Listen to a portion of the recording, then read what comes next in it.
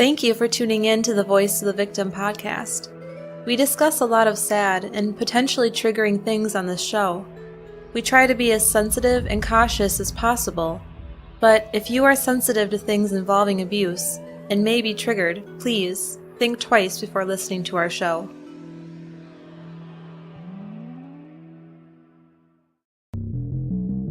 There are over 700,000 sexual offenders in the United States alone. With all the social media these days, how can we protect ourselves and our children from these despicable predators? Welcome to the Voice of the Victim podcast, where we discuss criminal cases that involve some factor of abuse. Our goal is to spread awareness of abuse that could be taking place around any of us and encourage everyone to take responsibility and report if they see a child or an adult being abused. In the modern age of technology, it's easier than ever for creators to connect with their fans. It can be really helpful for artists and creators to get feedback directly from fans to help them understand what it is their fans appreciate and maybe what they could do better. But can there also be a dark side to this connection? What about the power imbalance between a huge celebrity creator and an adoring fan? What if that adoring fan is only 16 or even 14 years old? Even more disturbing, what if the celebrity has perverted fantasies and abuses their power to take advantage of an opportunity to solicit inappropriate images from a child? Welcome to the Voice of the Victim podcast. I'm Rosie. And I'm Ryan. And before we get started today, we want to let you know that we have finally, and I say finally very seriously, released our first premium episode on Patreon. Yeah, and it will be released by the time this episode is up. We actually haven't recorded it yet, but we're recording it right after this episode. Right. Way to blow our cover. I know, I always do that. Sorry, and the subject is Jared Fogle. Yeah, in case you don't know, he's the Subway guy. And we decided to release it side by side with this episode because they both focus on the same kind of issue, someone abusing fame and power for personal gain at the expense of others. So I think they go pretty well hand in hand.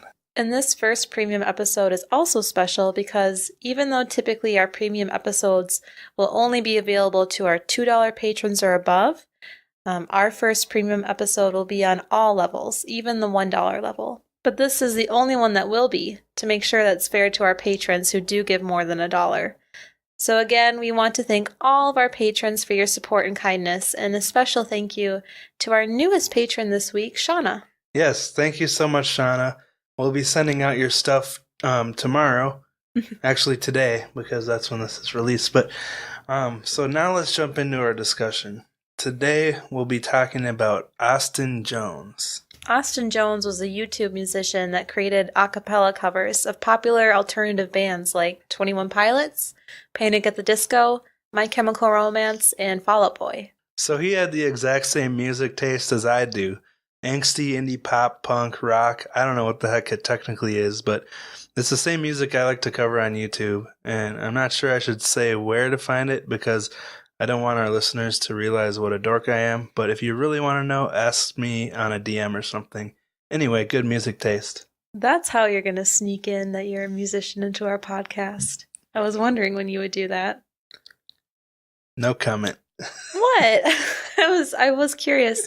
Ryan's a very talented musician, and I wondered when he was going to spill the beans. That's all I meant to say.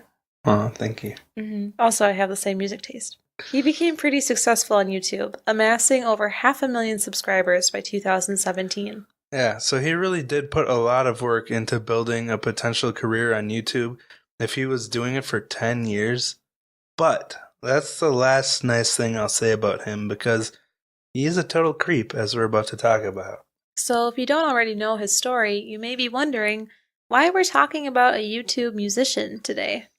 Yeah, so we're going to talk about what he did to get on our show.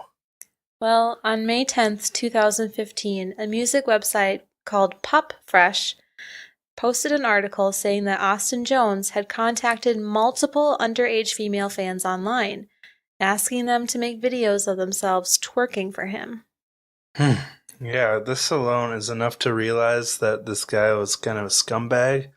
But wait, it sadly gets much worse than this. Yeah. He would give these young girls instructions on what they should do in the video. He told them that if they followed his instructions, they'd prove that they were his biggest fans. Yeah, so he was a manipulative piece of crap, using his status and power to take advantage of his fans. He was part of Warped Tour that year. A lot of people had been petitioning to get him kicked off of the tour because of all the allegations, but he still performed.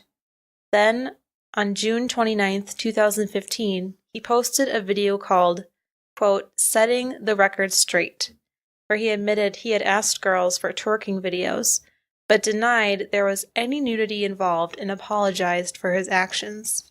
Yeah, so knowing everything that we're about to share, this video pisses me off so much because he's sitting there with this stupid helmet looking hairdo, acting like he's the victim in this story with a vague, half hearted apology laced in there, but using his manipulation skills to have an underlying message of, ooh, feel bad for me because someone with a lot of followers called me out on social media. So you might want to check out that video after this podcast if you want to get mad at him.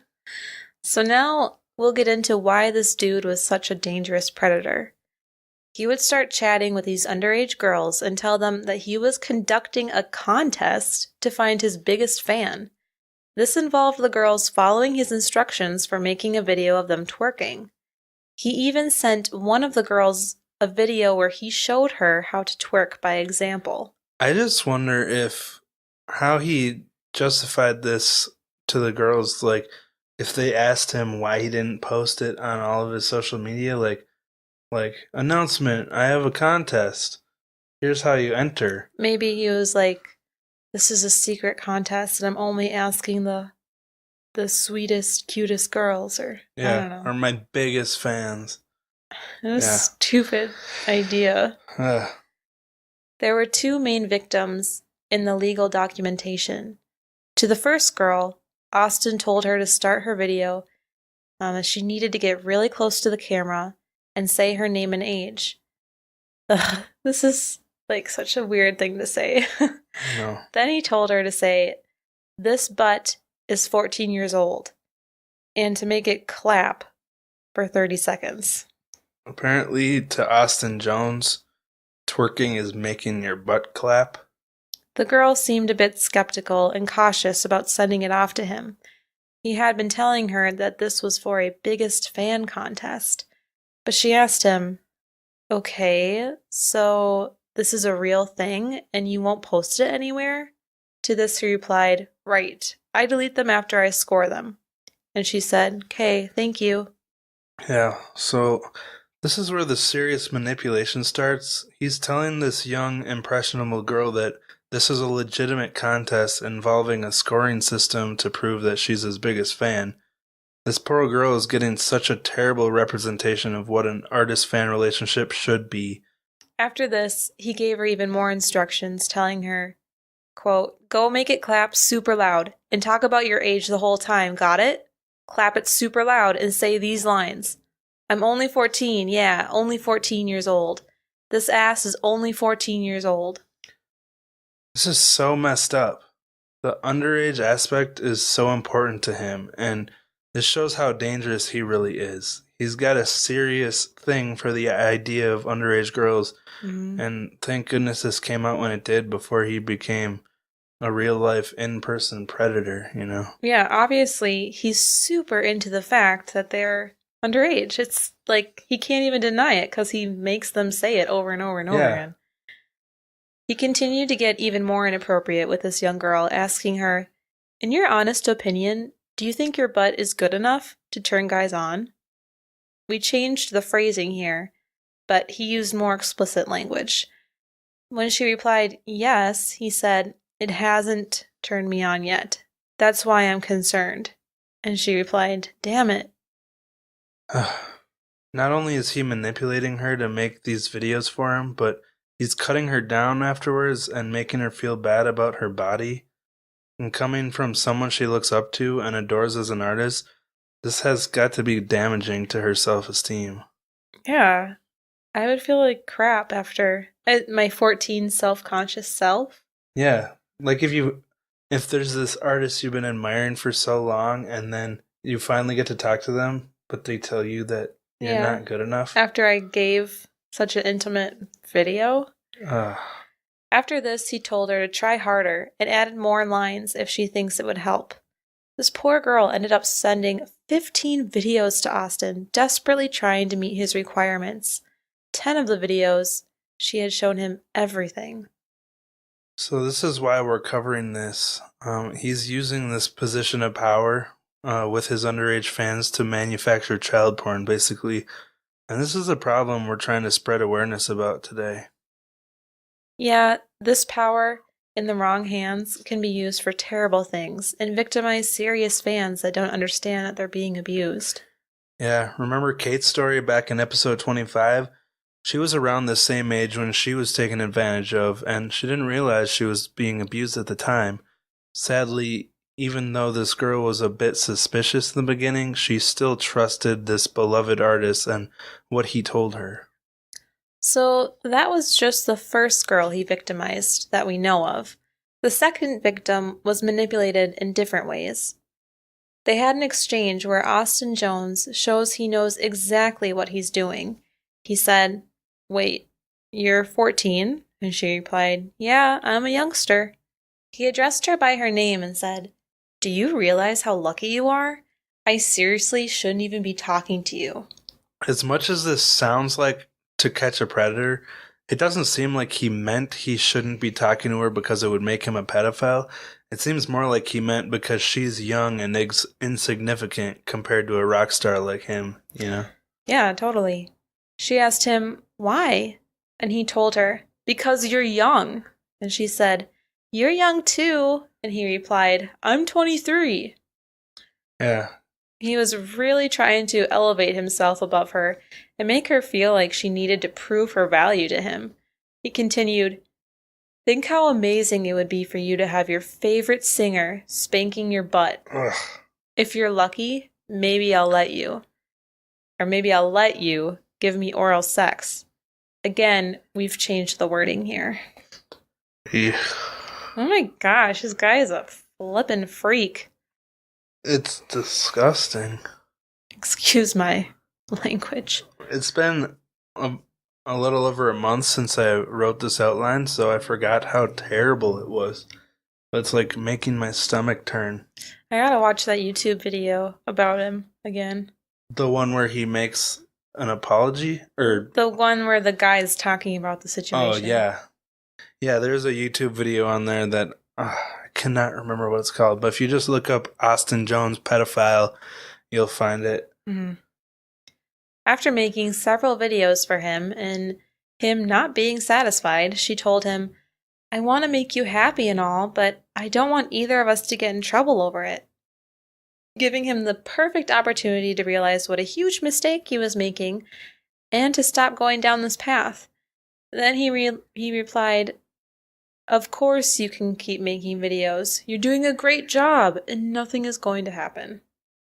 When she continued to worry, he told her, "I guess you really aren't my biggest fan. Okay then." And she replied, "I'll do as much as I can."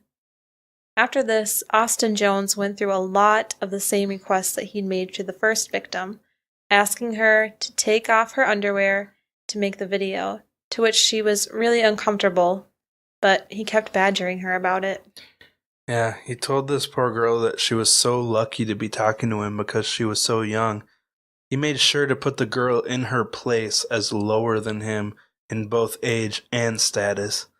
And it's so stupid because he was so lucky to have fans. Fans are what make the art good more than the artists themselves, you know? Yet he was willing to abuse his fans for his own twisted selfishness, So after asking her several times to take off her underwear and expose herself to him, he said, "I'm just trying to help you. I know you're trying your hardest to prove you're my biggest fan, and I don't want to have to find someone else." After this, she sent him a video but he wasn't satisfied because she still had her bottoms on. He was still disappointed. We're going to read his direct quote from this, uncensored, just to get the point across of how terrible this badgering got for this young girl. So consider this a warning of some graphic and disgusting wording and skip ahead 30 seconds if you don't want to hear it. He wrote, "If you really are my biggest fan, you would do it. You're doing so good. I need my biggest fan to be confident.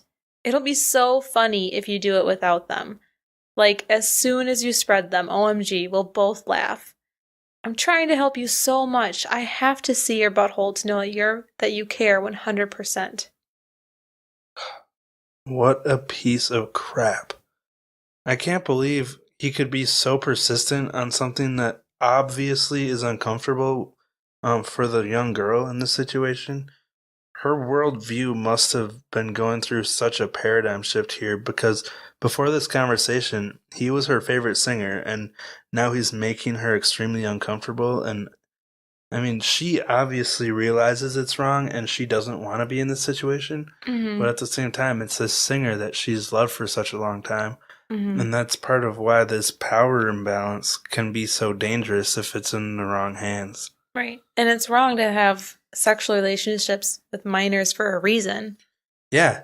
I mean, that is the reason it's wrong, is because there's a power imbalance. Right. And they can't consent to it because they don't understand it yet. Yeah, as much as a 14-year-old is going to act like they know exactly what they're doing and exactly what they want, they just aren't capable 100% of making their own decisions yet. Yeah, and if you want to understand why Rosie says that with so much conviction, go back and listen to episode 18. It's Rosie's personal story. Thank you. Well, he was finally arrested on June 12th, 2017 at the Chicago O'Hare Airport. Homeland Security had a video recorded interview with Austin, and he waived his Miranda rights and spoke to them. He admitted that he had instructed the girls to make sexually explicit videos, knowing that they were only 14 to 15 years old. Then he would have them send the videos to him and pleasure himself while watching them. So not only was he a predator, but he was kind of stupid in how he handled it. Instead of hiring a lawyer, he waived his rights and spoke directly to investigators. Don't get me wrong, I'm glad he did, but, I mean, how stupid can you be? Well, he was stupid enough to do all this stuff leading up to it. True. Kind of falls in line, I guess. He faces a minimum of 15 years for each of the 2 charges set against him. So if he's guilty, he could be in prison for 30 years or more. He's still awaiting trial, but right now he's under house arrest and banned from the internet after posting $100,000 in bail. Yeah.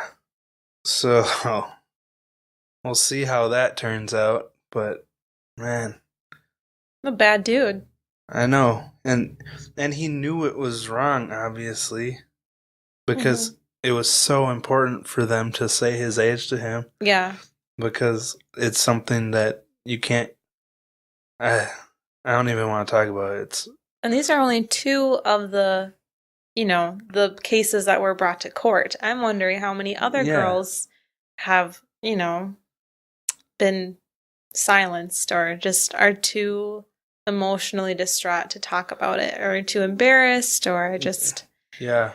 Who knows what could come out over time. I mean, look at Larry Nassar, who I've been looking into recently, and he had like over 360 victims, and that was over the course of 30 years or so. So it's like people don't always come out right away.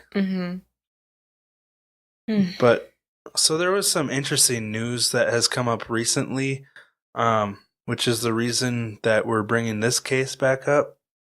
It was on September 20th of 2018, not too long ago. A girl named Ashley tweeted about some Snapchat interactions she had with Kenneth Harris. Okay. Who is Kenneth Harris? That was my question. We mentioned earlier that Austin Jones had covered Panic at the Disco. Well, up until September 21st, they had a touring guitarist playing with them named Kenny Harris.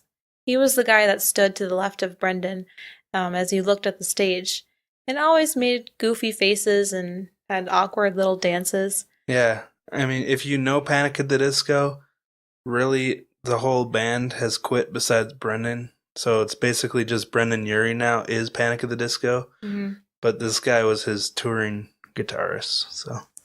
But this girl named Ashley, she made some tweets alleging some inappropriate contact that he had made with her via Snapchat. But we need to say alleged at this point.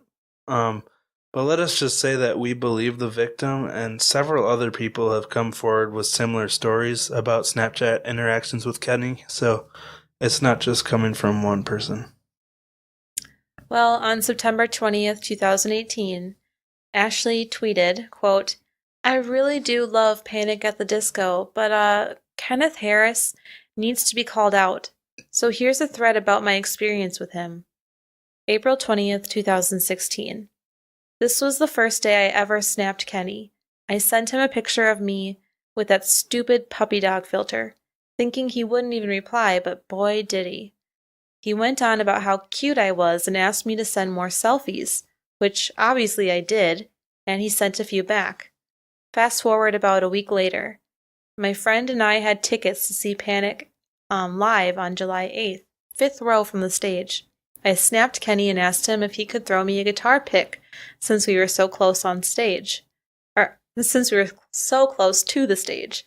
He agreed, but only if I'd send him a pic first." And pick is quote unquote with a winky face next to it. So. Me, being a dumb 16-year-old that I was at the time, asked him what kind of pic, hoping he just wanted another selfie. Not that that's any better. But nope.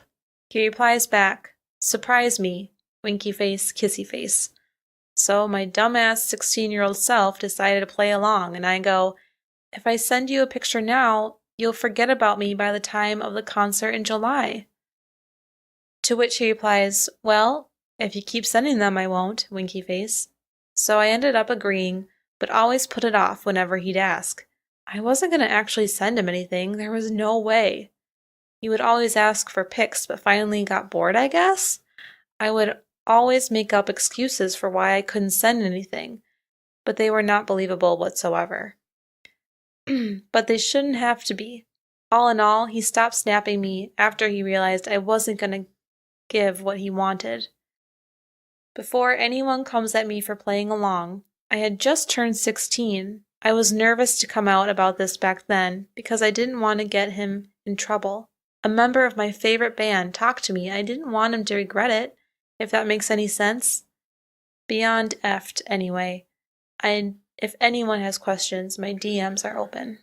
It's sad that she even has to worry about people believing her and people blaming her for playing along, you know? Mm-hmm.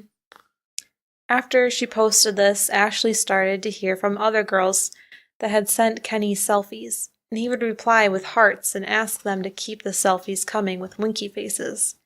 He would tell the girls, "I think you're cute." At this point, we should mention that Kenny is married.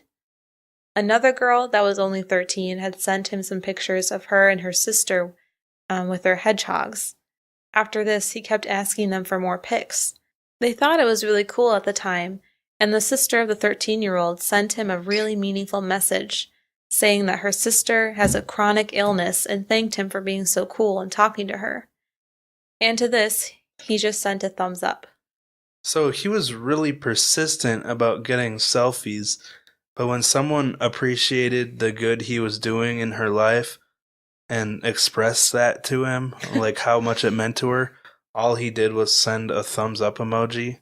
Seems a bit odd. It does seem a bit odd. Now, here it gets more disturbing. One girl messaged Ashley saying, "It was my older sister's 16th birthday, and we were all joking around. She was sending pictures to her friend Kenzie, who wasn't there. It was at an all-girl sleepover, so they were all in bras and shorts and stuff. They were jokingly sent a provocative picture meant for Kenzie, but they accidentally sent it to Kenny from Panic without realizing it." Hate it when that happens. Do ya?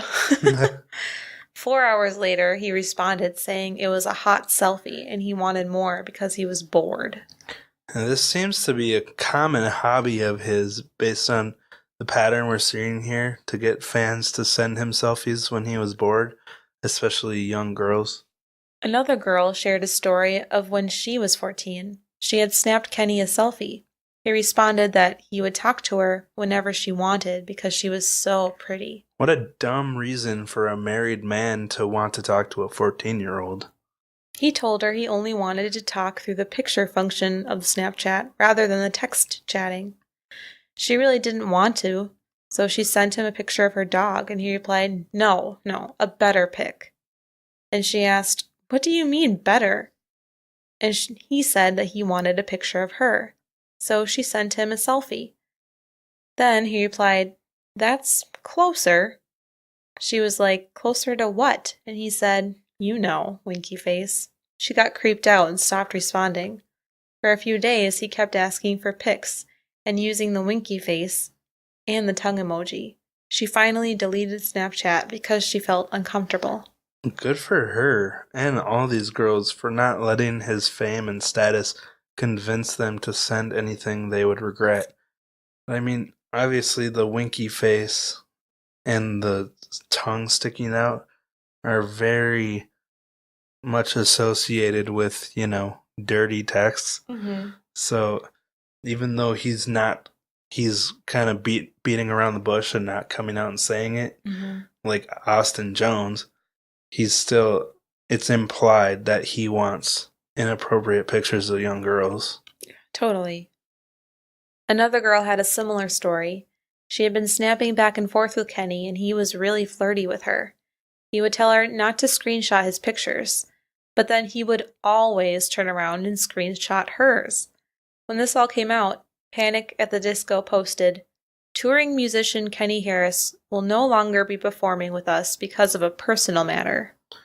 Now, this isn't super clear exactly why, but it doesn't seem like it's just a coincidence. It was literally the same day of the tweet that Ashley made that we started this section on. And Ashley received quite a bit of backlash, asking her why she didn't come out sooner, since the event she shared happened 2 years ago. As we know, she's 18 now. She was only 16 when it happened, so you have a lot of personal growth between that time. But someone brought up an issue that really does discourage victims from coming forward. Going to the police for harassment doesn't just solve everything. This person said they had sat next to a woman in a courtroom with actual physical marks from assault on them as their abuser left the court with no charges. So, I mean, this happens all the time. Yes, even though we can't definitely and without question say that all of these allegations are true, it's still a great opportunity to talk about why this is such a serious issue. The issue of the power imbalance between artist and fan, and how people with bad intentions can abuse their relationship, especially with underage people. Yeah, so with all of this stuff in mind that we've talked about, we want to discuss the principle of statutory and power imbalance. This all comes down to the exact same principle that makes statutory rape such a problem. There is a clear power imbalance between a celebrity with a ton of adoring fans and followers willing to come to their defense and an underage girl or boy that's being targeted by that person. It creates a tough spot for the victim because they may fear speaking up because they worry that no one will believe them. And we see that problem when we look at this Twitter thread. There were people criticizing this girl for speaking up and saying they don't believe her. And this is exactly why people are afraid to come forward. It's such a delicate yet vicious cycle. Unfortunately, a lot of these people don't realize they're being abused at the time, and so they don't save any proof of it. They may even delete it because they feel ashamed and just want to forget that part of their life. So by the time they're old enough to realize what actually happened and that they were a victim of abuse, it's too late to provide proof, and it really sucks. So we hope that at least we can help people understand that if they are being abused, what to look for and not to feel ashamed or scared to tell people about it. We want to spread awareness to this issue and encourage everyone, especially parents, to be aware of who our children are talking to online, and also to provide a safe, no pressure, non-judgmental place for them to be able to open up. Yeah, I know for me personally, I struggled a lot with being honest with my parents growing up because I knew that reactions would be instant, emotional, and severe, and really judgmental. I could barely get what I was saying out of my mouth before the backlash and punishment would begin. And this is such a stifling environment to live in. If kids don't feel safe being open and honest, then they won't be, at least in my own personal experience. But on the other hand, what the heck do I know? I'm not a parent, and I have no idea how difficult it is to be balanced as a parent. I'm only sharing my experience as a child from the viewpoint of an adult now. So like we always say, if you see something, say something. Make people feel comfortable with coming forward and being honest. And if you are in a position of power, don't take advantage of it. Use some self-control. You could seriously harm someone emotionally and ruin their self-esteem. Just think before you act. Even if you have desires you know could get you in trouble, you still have the power to control them. Yeah, it's much better to exercise self-control, even if it's a struggle, than to harm another person. Not to mention the fact that you could end up in prison. Yeah, and this should be a good factor for you not to do something. Yeah, but I just want to go back to that. I really appreciated Minds of Madness episode this week because they were talking about the Carrie and Steven Stainer case, and the detective that actually finally got the truth out, Jeffrey Reinick, they talked about him, how he had a more empathy-based approach to interrogations and how he found common ground and relatability, and he never would react violently to anything they said. No matter how disgusting it was, he would suppress his own emotions and, make them feel safe in telling him what's going on. And I mean, that in itself, he was a parent himself. So that's a parental strategy for talking to your kids is even if you might need to discipline them in like after the fact of the discussion, it's still helpful to not blow up until you hear all the facts, because you want them to feel comfortable talking to you, and you also want to have all the facts before you issue judgment on them. Right. Couldn't agree with you more. You said that really well. Thank you. Again, before we go, we want to remind you that we have released our first premium episode over at patreon.com/VOV podcast, which is linked in the show notes and on our Instagram. So please go check that out. Yes, like we mentioned, this first episode and only this first episode is available to all levels of support because we really do appreciate all of you. Even if we can, or only if you can only give $1, we totally understand, and we wanted to give you a little something. But out of fairness to those who do give more, it'll only be this first episode. And if you're not yet a patron of our show, this is a perfect opportunity for you to go pledge $1 and get one extra episode, because why not? It's only $1. Yeah. It's less than buying one song on iTunes. Yes. So you can go follow us on Instagram at VOV Podcast and Twitter at VOV Pod, and email us at vovpodcast@gmail.com. All right. Now it's time for us to record our premium episode. Yeah, so go listen to that now, even though it's not recorded yet, because it will be when you hear this. Thank you for listening, and we'll talk to you next week. Bye.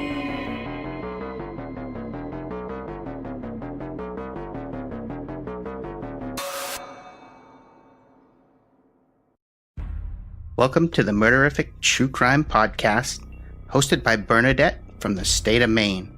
Topics will include some seriously true scary stories about serial killers, mass murderers, familicide, the missing, and unsolved cases. go to www.murderific.com to start listening now, or anywhere you listen to podcasts. Until then, we will be executing podcasts one crime at a time.